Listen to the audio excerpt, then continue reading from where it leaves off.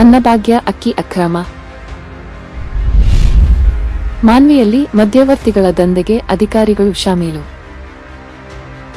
ಬಡವರ ಹಸಿವು ನೀಗಲಿ ಅಂತ ರಾಜ್ಯ ಸರ್ಕಾರ ಜಾರಿಗೆ ತಂದಿರೋ ಅನ್ನಭಾಗ್ಯ ಯೋಜನೆ ಮಾನ್ವಿ ತಾಲೂಕಿನಲ್ಲಿ ದುರ್ಬಳಕೆ ಆಗ್ತಿದೆ ಎಂದು ಕರ್ನಾಟಕ ರಾಜ್ಯ ಬೇಡರ ಸಮಿತಿ ಬೆಂಗಳೂರು ರಾಜ್ಯಾಧ್ಯಕ್ಷರಾದ ಅಂಬಣ್ಣ ನಾಯಕ ಗುಜ್ಜಲ್ ಹಾಗೂ ಕಾರ್ಯಕಾರಿಣಿ ಸಮಿತಿ ಸದಸ್ಯರಾದ ಜಲಿ ಆಂಜನೇಯ ನಾಯಕ ನೀರಮಾನ್ವಿ ಇವರು ವಿಡಿಯೋಗಳನ್ನು ಸಾಕ್ಷಿ ಸಮೇತವಾಗಿ ಅಧಿಕಾರಿಗಳಿಗೆ ತೋರಿಸಿದರೂ ಕೂಡ ಇಲ್ಲಿಯವರೆಗೆ ಕ್ರಮ ಜರುಗಿಸಿಲ್ಲ.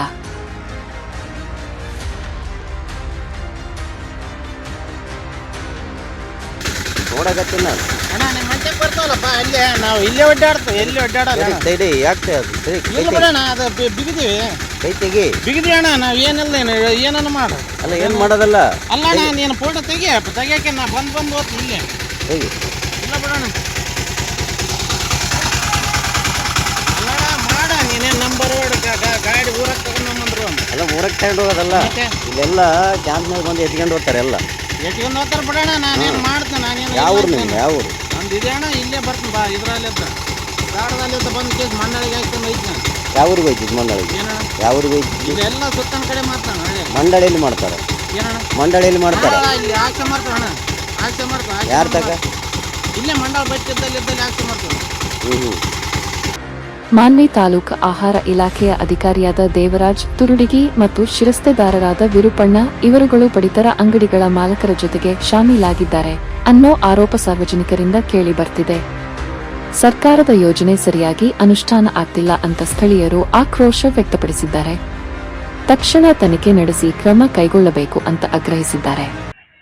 ಮಾನ್ವಿ ತಾಲೂಕಿನಲ್ಲಿ ಪ್ರತಿಯೊಂದು ಹಳ್ಳಿಯಲ್ಲಿ ಈ ಸರ್ಕಾರ ಕೊಡ್ತಕ್ಕಂಥ ಪಡಿತರ ಅಕ್ಕಿಗಳನ್ನು ಕಾಳಸಂತೆಯಲ್ಲಿ ಮಾರಾಟ ಮಾಡುವಂಥ ದಂಧೆಕೋರರು ನಮ್ಮ ತಾಲೂಕಿನಲ್ಲಿ ಅತಿ ಹೆಚ್ಚಾಗಿ ಬೆಳೆದಿದ್ದಾರೆ. ಅದೊಂದು ತಾಲೂಕಿನಲ್ಲಿ ಒಂದು ಬಿಸಿನೆಸ್ ಆಗಿದೆ.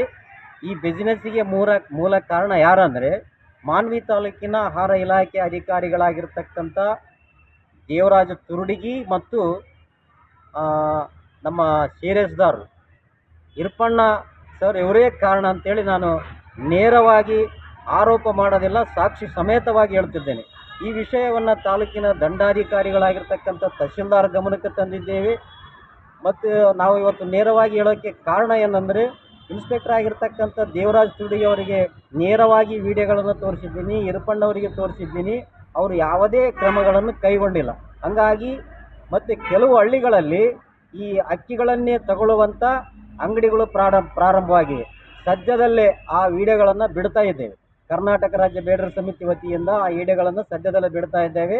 ಈ ಸಿಂಧನೂರು ಕಡೆ ಭಾಗದಲ್ಲಿ ಕೆಲವು ಹಳ್ಳಿಗಳಲ್ಲಿ ಪಡಿತರ ಅಕ್ಕಿಗಳು ತಗೊಳ್ಳೋದಕ್ಕೇ ಅಂಗಡಿಗಳು ಪ್ರಾರಂಭವಾಗಿವೆ. ಮುಂದಿನ ದಿನಮಾನಗಳಲ್ಲಿ ಎಲ್ಲ ವಿಡಿಯೋವನ್ನು ಬಿಡ್ತಾ ಇದ್ದೇವೆ.